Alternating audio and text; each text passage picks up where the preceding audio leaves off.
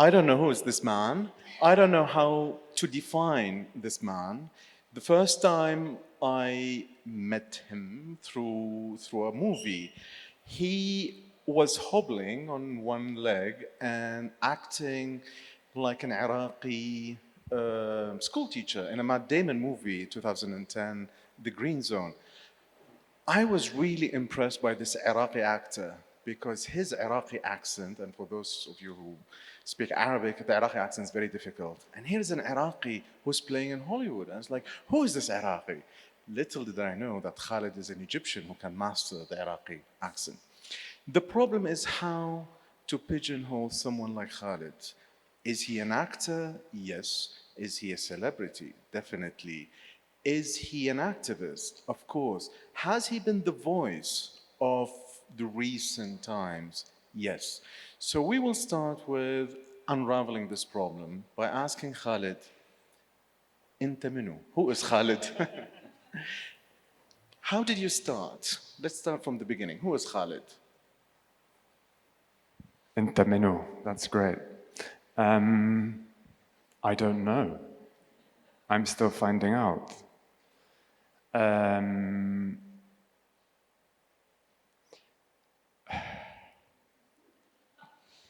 Let's start from the beginning. Well, again, for me, even placing a position on the beginning. Okay, so my parents are Egyptian, both of them. I was born in Glasgow, brought up in the UK.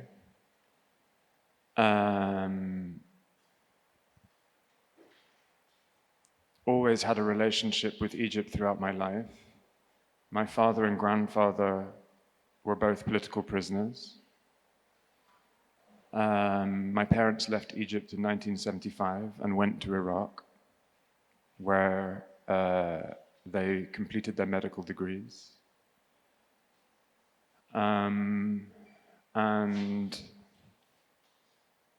that's the basics of where I begin. But my identity is much more unstable, both as a person and as a creative person in this world, which is one of the reasons that I have been very excited to be here, because this is the first festival or place where the frame of storytelling includes all of the various ways in which I code switch, either as a person or creatively. And so really I discover with time that the most important thing to me is my inner compass and how it meets the world. I wrote a play called Nowhere. You wrote a book called A Stranger in My Own City. And I called my play Nowhere an anti-biography.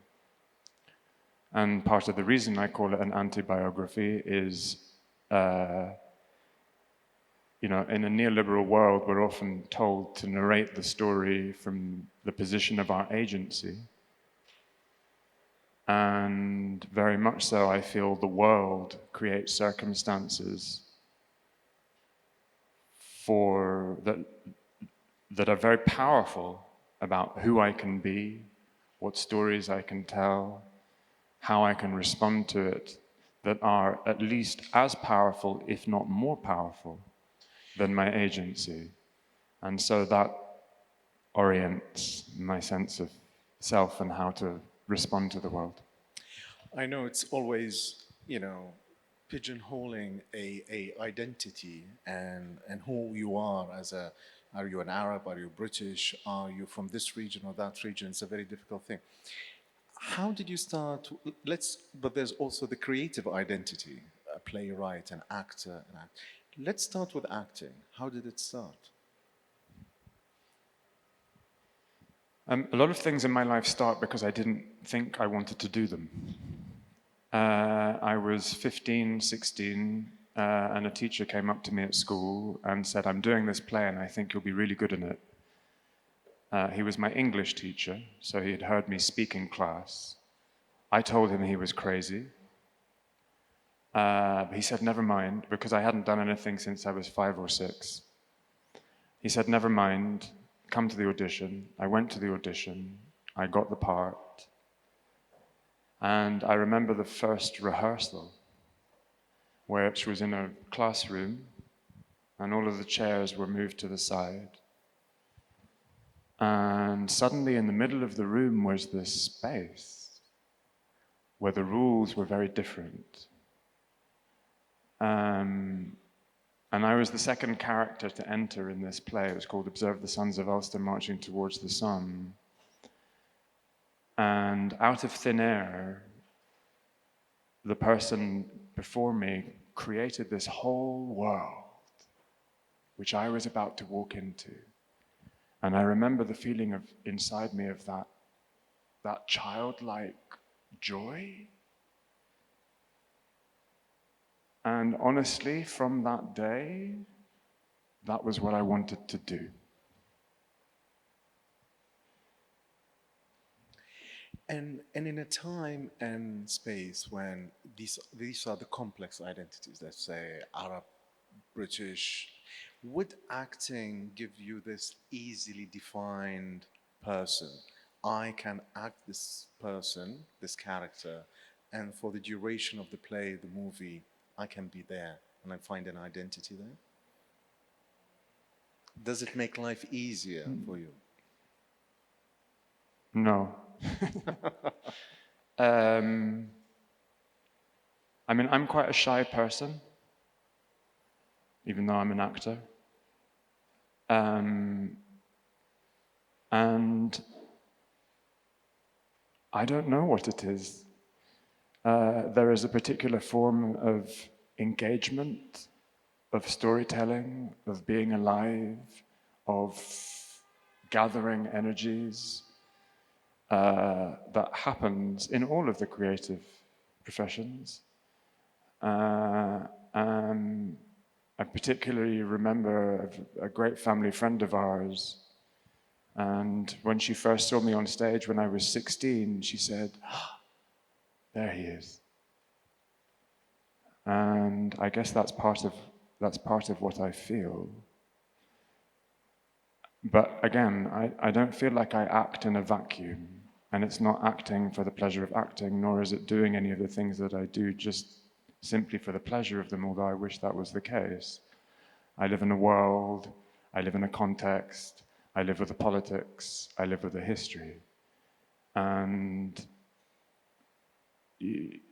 although it was never really the case, I would say maybe my early stages of my life, from 16 to my early 20s, perhaps I lived believing in something colorblind, in some version of a meritocracy. I graduated from university in 2003, the year of the war in Iraq. 9/11 happened while I was at university. So I entered the world with a very strong frame in terms of how it looked at me and my responsibilities then towards it. One of the moments that makes Khalid Abdalla is he is a central figure in a documentary called The Square. And that documentary, those who have not seen it, go watch it now after this session. It encapsulates the moment of the change of the Arab Spring in Cairo and then elsewhere. It has all these feelings, the maximum optimism, the struggles, the connections with other. How did that come? When was the moment when you realized this is something really big happening in Cairo? I have to be there. So for me, it doesn't start in 2011, it starts before. First of all, like I said, my father and grandfather were political prisoners. I was doing a film in Egypt, which took us 10 years to make, called In the Last Days of the City. We started filming in 2008, and we finished filming just 6 weeks before the revolution started. I had been living in Egypt, and I had just returned to London for a few weeks thinking, Khalas, I've spent some special time working on this film, it's time to be back in London. The revolution began, and we had filmed on every single demonstration there had been since 2008, so my body was aching to be back in Cairo. And for me, the most important day of the revolution was not the 25th of January, which is how it's mostly known, but the 26th of January. We've been used to demonstrations, like many people I'm sure I know here are used to demonstrations, but very often people go to the demonstration and then they go home. The question for me is, were they going to continue? And I was in London, and it was only a few hundred people that continued the next day. But that to me sent the signal that this is real. I arrived on the 27th of January, and the 28th of January was what we call the Day of Rage. And I entirely gave my whole life to that moment. But at some level, that whole life is what had created me as the person who, you're describing as a little bit confusing. But really, I see a big part of the genesis of my inner compass in that relationship with struggle that is in my family history. So my real feeling as I walked on the streets on the 28th of January for the first time in my life, with hundreds of thousands of people around me, was this feeling that I am, my grandfather is on one side, my father is on the other, and I am walking with them, and the rest of my family, of course. And so I lived that moment, and anyone who's been through a revolutionary experience, you will know that you live a version of a self that is possible outside a revolution, and then you enter a moment of rupture, and who you can be changes. And I guess I lived the revolutionary period, and then I lived the counter-revolutionary period. And the counter-revolutionary period is very different because you go from a place in which before everyone told you this was impossible. Then you live a moment where, it's real. And then you live a moment where they try to tell you that wasn't real and nothing is possible. And you live, no, that was real. And so it's always possible.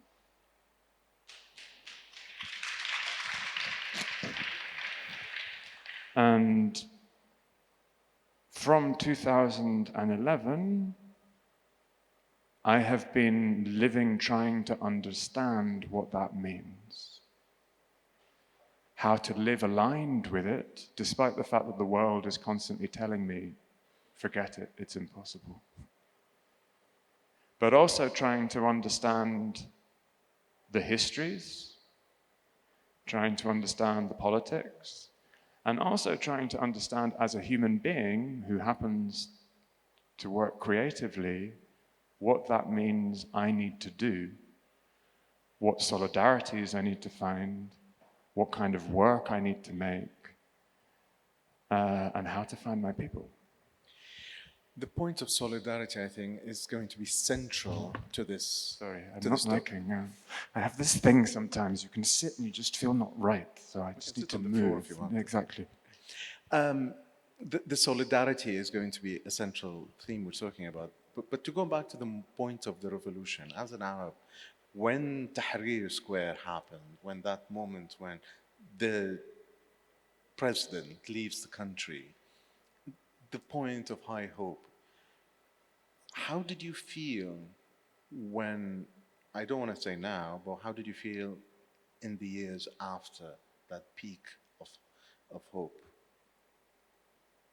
I'm taking my revenge. You know what? No, but one of the funny things is, because it's important to put this framing on the conversation, I've known Ghaith for 10 years. This is the first time we've actually had a conversation, really. And also, I particularly remember during the Arab Spring or during that year of 2011, because I have Iraqi friends, feeling for anyone Iraqi. Because that moment in 2011, had there not been the Iraq War, who knows what future there would have been in Iraq. And there's something of that going on in this conversation. And also for those of you who are in the other room, there was a real tussle over the idea of hope. And so we're here in the territory of the questions around hope. The moment when Mubarak stepped down was incredible. I mean, of course. I mean, it just, you hear about these moments in life where people just literally stop what they are and just go running out in the streets like they are free, truly free. And freedom is an extraordinarily powerful, real freedom, not bullshit freedom, real freedom. I mean, is the most extraordinary drug you will ever experience, the only addiction worth living for. And I am addicted to that experience. I will look for it in every circumstance, and I believe it's always there. It's almost why I moved my chair.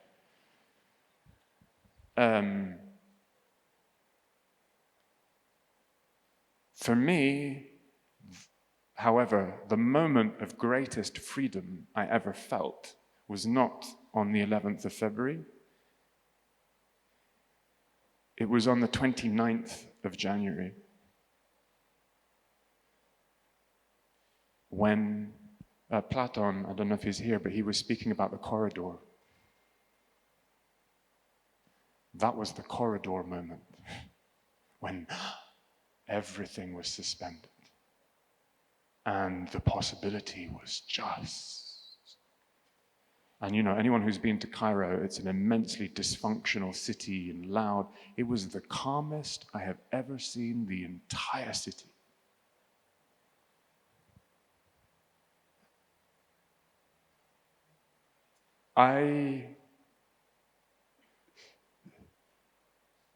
One of the most important moments for me in relation to my understanding of revolutionary time and revolutions actually came, again, everything is slightly displaced, 2 weeks after Mubarak fell. Because 2 weeks after Mubarak fell was the first time that people reoccupied the square. And of course, they were attacked by the military. And there was the beginning of this consciousness about the real structures at play. And I guess this is the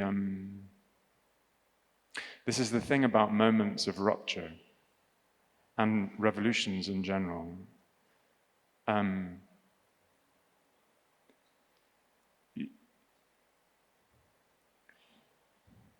You begin to understand in a very embodied way that time and reality work in ways that are displaced from your body and displaced from history. Revolutions, I believe, happen, although they are immensely beautiful things, because they suddenly show that there is a hope when everyone was telling you it's impossible. But they are a sign of immense dysfunction. They only happen because things have got so bad that the only possible way out seems to engage in an act of collective resistance. But of course, as soon as that happens, you encounter all of the problems, all of the structures, all of the ways in which it had made you who you thought you were, that somehow have to be worked through in order for that moment of possibility to become a reality. And the journey of that is a multi-generational story, not even just a personal one. And, so I find it very difficult, to return to your question, to talk about that moment as even one moment. For me, a little bit like, you could call it trauma, but you could call it positive trauma at some level. At some point, it's still happening. My capacity to change what that moment means is in this room. It's not just in that moment. And that is something that I am constantly learning and constantly somehow insisting on. So the shallowness of us journalists, who we look at a moment, we see Mubarak stepping down, we see the revolution, we write all these hopeful pieces about change in Egypt. Then there is a counter-revolution, and we instantly go to the doom and gloom and start writing all the pieces about the counter-revolution. You don't see it as a moment, you see it as a long process, starting with your grandparents and not finishing with you in the square, right? Well, yeah, I mean, I see it as both.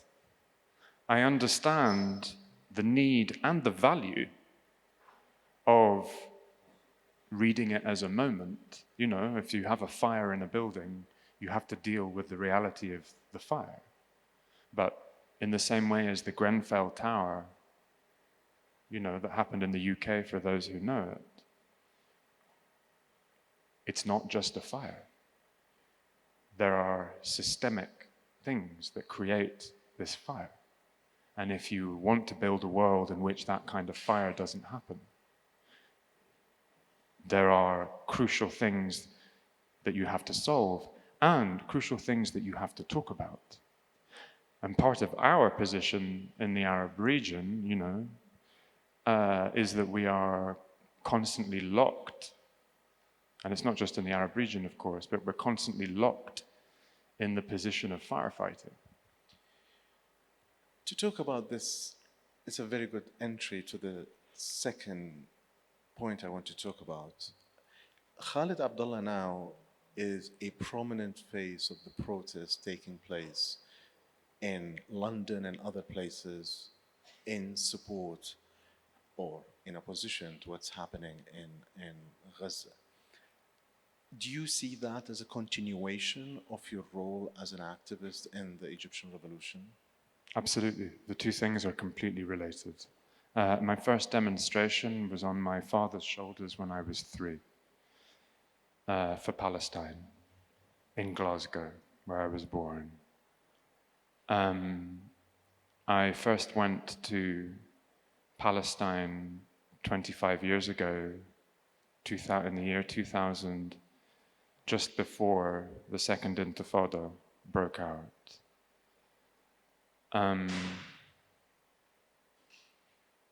I believe on the one side, you cannot understand what is happening in our region without an understanding of how what is happening in Palestine and Israel is part of the politics of our region, on the one side. And on the other, Palestine, well, two things. In relation to the region, all of the regional dictators, pretty much, are afraid of the Palestine solidarity movement. They might declare some of their they might declare some kind of sympathy with it. But all of the people who have Palestinian solidarity are people who are against the regime. And the idea of them gathering in solidarity of anything, and of course Palestine is one of the easiest things for them to gather around, is something that those in power do not want. That's one side, which is kind of answers the question that sometimes a lot of people have about why are these Arab regimes not doing anything. And then the other is it's systemic. When I think about what happened in Egypt, I don't think of it as just a revolution that happened in Egypt. You know, the whole Arab Spring, the chant that unified the entire region was "Ash-Sha'b yurid isqat an-nizam." The people demand the downfall of the regime. And the way in which the politics is deeply interconnected is something that we see now very clearly in Palestine and in Gaza. Authoritarian norms the world over are being established on the back of attempts to silence and break Palestinian solidarity. International law is being destroyed on the back of Palestinian solidarity. I believe Palestine is the civil rights movement of our time. It's the anti-apartheid movement of our time. It's the anti-genocide movement of our time. And this moment that we are in is essential. I give my whole life energy to it. I've lived in the silences my entire life, and indeed my father and grandfather did, around how to speak about Palestine and Israel. And for me, part of the contract around that silence was just, it will gradually, eventually take care of itself in some way. However, you reach a genocide, which is what I believe it is, and a word that perhaps we can talk about if we need to. And for me, the rules change around that contract. Suddenly, you have to give your life energy, and especially if you have that consciousness, you have to give your everything to what I believe is a better world for everyone. Palestinian, Arab, Jewish, Israeli, American, Georgian, everyone. So for me, it's deeply, deeply connected, as are all, not to turn it into a platitude, I really believe this, all liberatory struggles. At heart, they're connected. It's beautiful, but you also talk about weaponizing certain things to silence the protests, the solidarity movements. You're talking about using authoritarian laws to break up demonstrations, to break up student camps in the US, and you yourself been asked by the police to. So, but you're also a public figure. You're an actor, you're a filmmaker. Inside you, is there this fear that you'll be punished for? Because I remember asking you this question a couple of days ago, and you didn't think so. I would think Khalid Abdalla will be silenced, will be punished, will be put out of TV. What do you think in this time? Well, the surprise for me is that in standing up, of course, fear is another issue, because fear can really be your friend. But in standing up, I did have fear that I would be immediately cancelled or destroyed and my career would end. However, in standing up, I found the opposite. I found circles of solidarity that were far wider than I thought they were. And in standing up, I found my people, and my people were able to find me. I have continued to work, and I have continued to feel more engaged and creatively fulfilled. So far, so good. I don't want to jinx myself. But at the same time, I guess I have to have a kind of belief that, there is a subtlety as well to how to navigate this and how to hold a warmth. I'm someone who has played the lead hijacker in United 93 and, a translator in Green Zone, as well as being, an active participant in the revolution in Egypt. I carry a whole series of histories and intersections that are deeply felt. And I believe that warmth is an incredibly important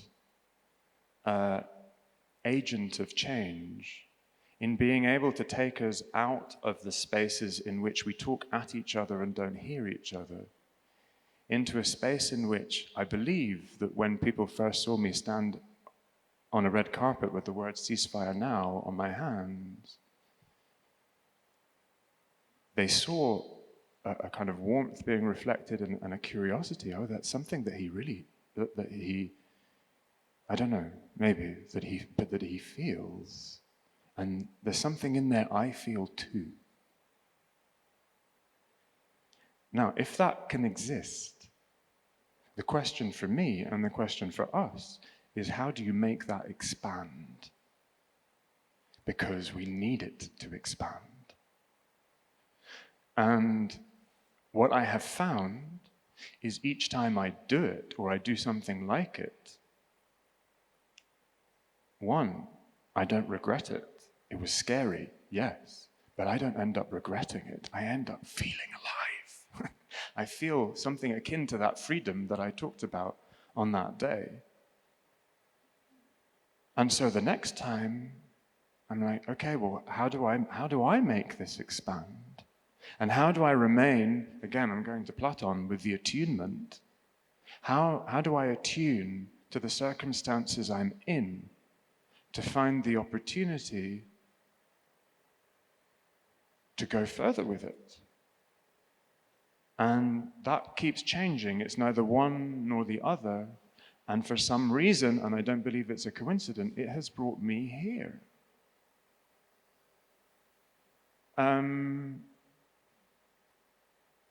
The question at the end of the day is it worth living for? And the answer keeps coming back, yes.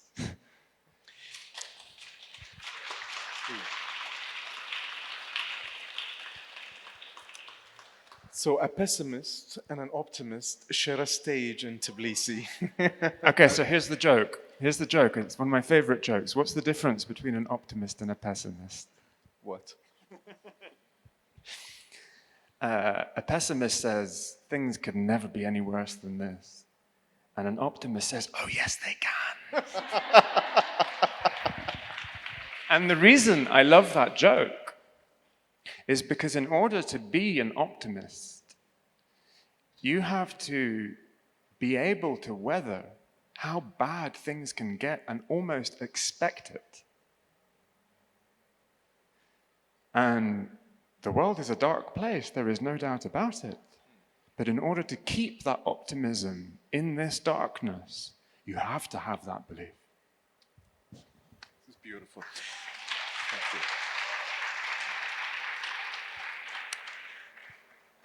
I know you want to ask questions, and I will open the floor for questions in a minute. I want to go back to the acting, because you've also defied this kind of pigeonholing of an Arab actor to always be the villain, the thing. You've played different roles, and the last role you played in Those Who Love Thrillers, the Jackal, you played a very different character from all the characters you've played. Tell me about that. Because it does channel a bit of Khalid in it. Again, I'm going to displace the question, but yes, that's a role I really love playing. But I'm going to go to United 93 for a moment with Paul Greengrass. And it was a film I had no desire to be part of when I first heard about it. Film about 9/11 being made 5 years after the 9/11 attacks. But then I hear it's Paul Greengrass, and I had seen his film Bloody Sunday. I'm like, shit, okay, if anyone could do it, maybe he could. I go to the audition. I'm recalled. I'm really annoyed. And then I go in to meet him and the producers, and I say to him,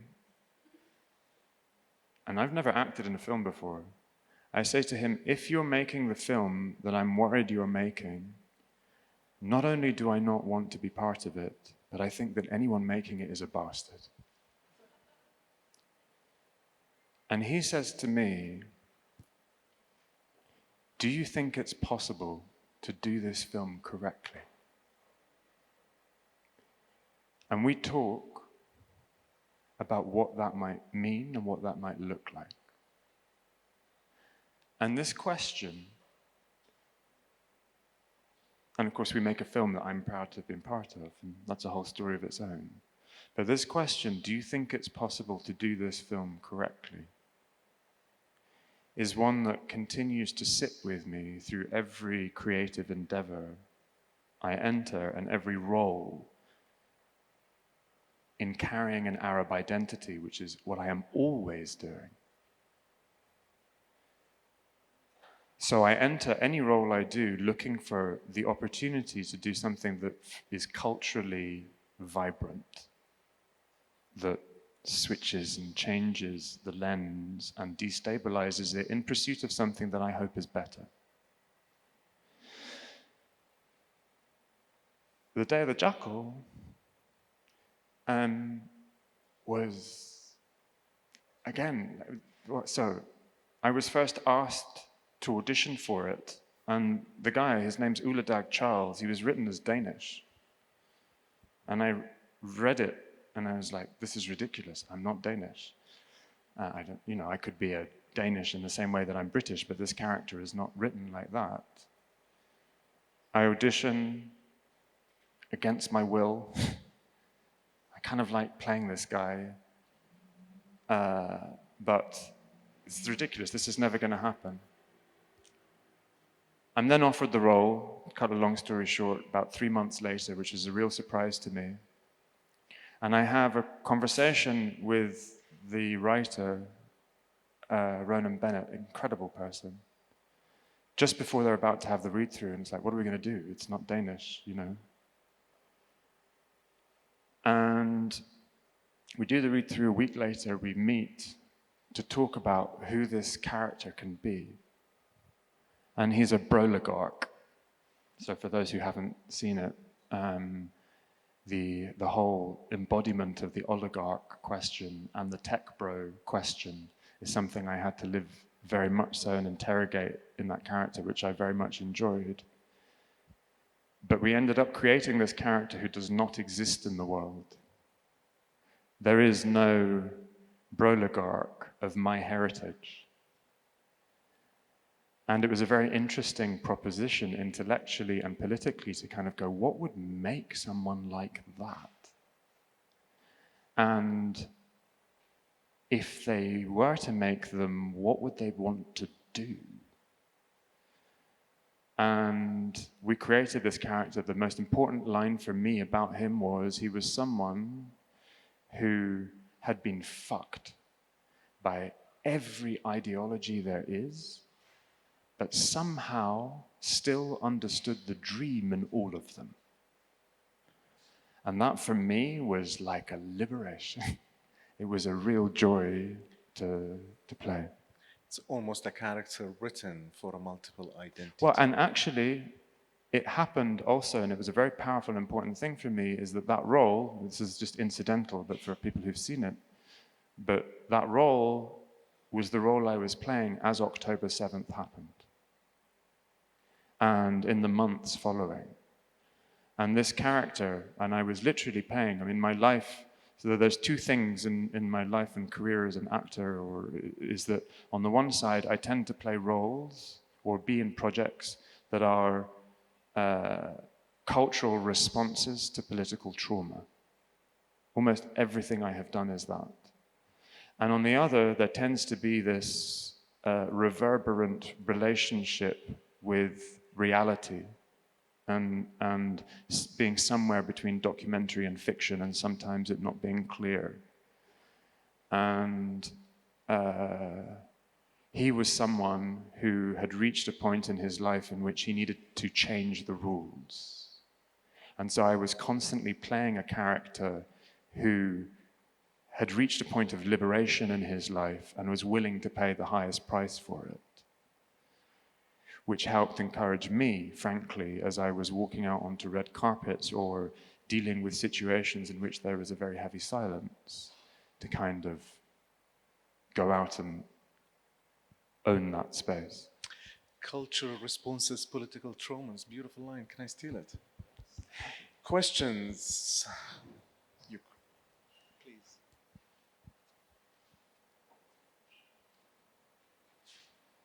Hi, thank you. In the current tradition of journalism, I think it's pretty universal. The hope during the coverage of the revolution, protests, and wars is usually portrayed as naivety, maybe mistakenly. And, which is a bit sometimes ridiculous when people who fought like 12 years and lived like 12 years of the civil war, like in Syria, are not naive. But it's there, as as this, that they would be hungover after the this drunkenness of the freedom. So for you, somebody who lived through the revolution, counter-revolution, and we're in the place which lived through the revolution, counter-revolution, and who experienced it many times, how you describe this differentiation difference between the hope and naivety and kind of romanticization of the moment? Thank you. That's a great question. Well, there's the old saying, obviously, optimism of the will, pessimism of the intellect.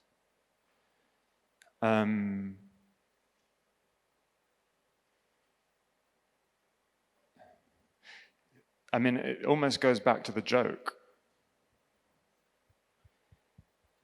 If you really are willing to be curious and interrogate the darkness of the situation, enter its histories, see it for what it is, live the consequences of friends in prison, people killed, lives uprooted, and still have hope, then maybe it is hope. If you just kind of go, I'm sure it's all going to be great, and then when you encounter the realities, you kind of go, oh no, I don't want this, let's go back, then you were definitely naive. And then there is this other thing which I think is very important.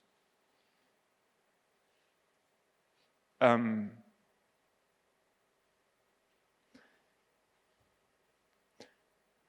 almost goes back to what we were talking about in terms of the journalist or historical relationship with this moment and the other one, which is more displaced. It's something you have to live for. And you don't choose it. Even if I fail, even if we collectively fail, I would rather live for this future. And the seriousness and the difficulty of that requires you to put your hope in other people and in your choices. I don't know how else to live.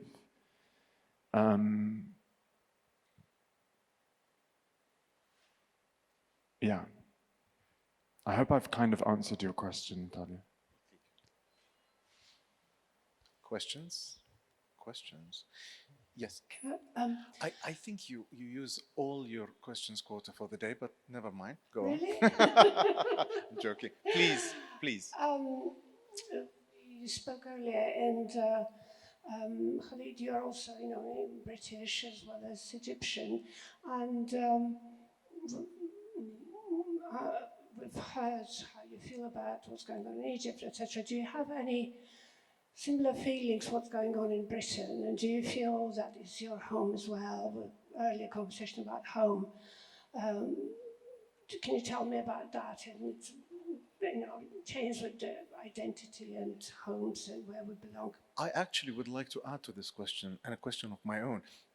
You had this feeling of hope, of change in Egypt. Maybe I'm just repeating the question, but do you see the similar effect happening with the solidarity movement in terms of Britain and the West in general? Will it affect a change in the society itself? Well, I believe it will, and that's what I'm seeing. Will it happen at the speed at which I hope it will? No. But if we're going to speak about Palestine, or if we're going to speak about any struggle, but speak about Palestine, it's at least 77 years of an ongoing Nakba.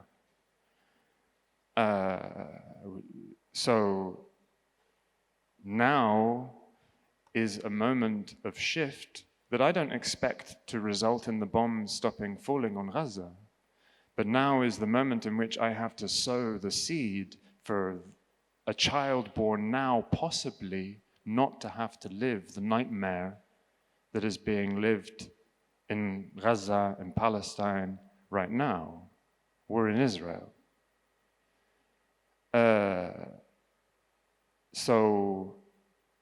And am I seeing that change of consciousness? Yes. Am I seeing people unsure as yet how to deal with that? Yes, some of them. The question for me is how to turn it into an avalanche. When we look at other movements like the end of apartheid in South Africa, or we look at the civil rights movement in the US, or we look at the end of slavery, these are movements with a very long arc. And were it not for the hope that was considered ridiculous, at some point, we would not enjoy some of the freedoms that we have now that we are at risk of losing. Which is why it's very important to return to this question of what to live for. In relation to the question of identity and how it relates to, I see it as all connected. The other pole, which is very important to me and is part of my interpretation of Egypt and the region, and also here, is neoliberalism. And of course, Britain in the form of Margaret Thatcher, as well as Reagan, as well as the US in the form of Reagan, this is where neoliberalism took over the world. And I see this moment that we're in where we have oligarchies all over the world as being a direct result of the forms of deregulation that has created the possibility for the accumulation of immense wealth, whether in individuals or corporations, that has created this horrendous democratic deficit everywhere. And so that manifests in different countries in different ways, but it is a product of the same system. In our region, it has a direct relationship with oil, and by extension, everything else and the climate crisis. So I see these things as all deeply related. And it allows me, as I code switch, to remain or try to remain attuned to what I care about most. There is an Aboriginal quote that I always like very much.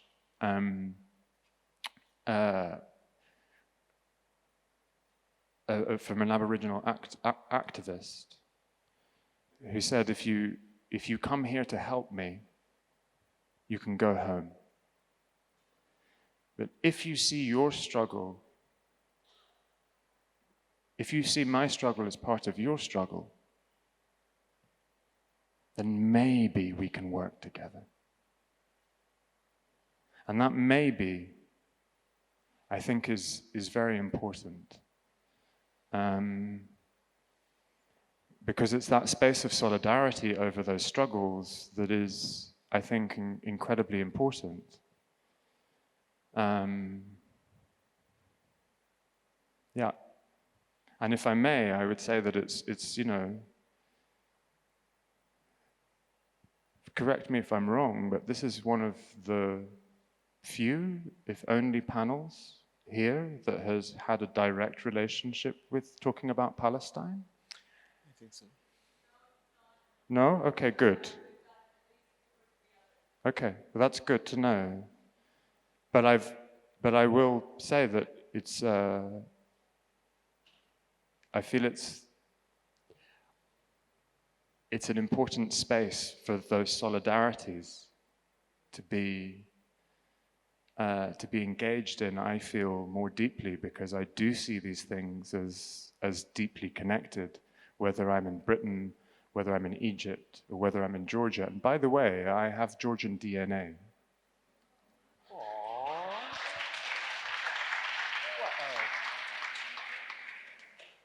I know you're telling me time over, but I've been. We have time. No, Well, you know the. I have some Georgian DNA in my DNA. You know, the Georgians ruled the Middle East, for 100 and something years. So our grandmothers had been. I have any questions? No? I want to ask a question. You talked about solidarity. You talked about your discuss with neoliberalism and all these things. And yet you played the role of a son of a multi-billionaire dating the former, Right. the Queen of England. Playing Dodi. So how did you prepare for that role? How did you No, but this is it, right? And this kind of goes to that question, do you think it's possible to do this correctly? Right? And also trying to find the culturally vibrant opportunities that exist inside it. When I first heard about The Crown, I had no desire to even watch it. I had just come back from the UK and I was like, why would anyone do something about the royal family enough? And I remember even a few years later, my parents lived near a bus stop and there was a bus that went past and it had The Crown on it, and I was like, oh shit, it's carrying on. Are they going to get to Dodi and Diana? And then the thought kind of went through my head and I was like, no. And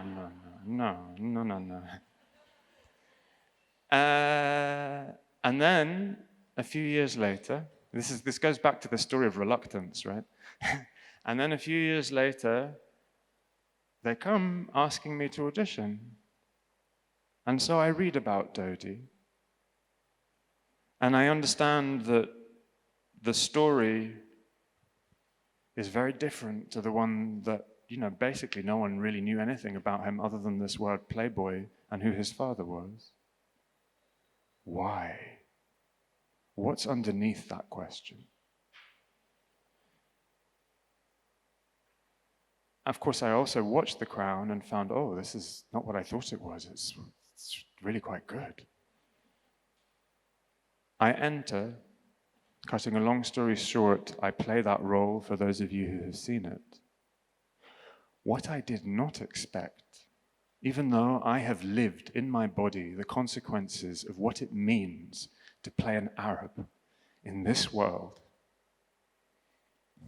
Sorry. And when it comes to the premiere of The Crown in Los Angeles, after the writer's strike, almost the first film to be premiered, to have a premiere, despite all of that history of being an Arab actor, I had not thought or realized that Dodi would end up being the first or one of the only Arab characters in the history of film on this side of the world who you get to watch and get to know, get to love, not fear. And so when he dies, you mourn him. And in the context of a genocide in which thousands of people that come from our background can be killed and turned into numbers, that compelled me to walk onto the red carpet and write the word ceasefire now on my hands. Not just in my duty to Palestinians or the world in relation to that, but also in my duty to him. And for me, it returns to that question, how do you find that space where these reverberant cultural structures have a liberatory potential? And for me, it's always about searching for that. Khalid, thank you. This is so, really thank you. It's really beautiful. Thank you, Zeg. Thank you, Tbilisi. Thank you. Thank you, everyone. Thank you, Ghaith.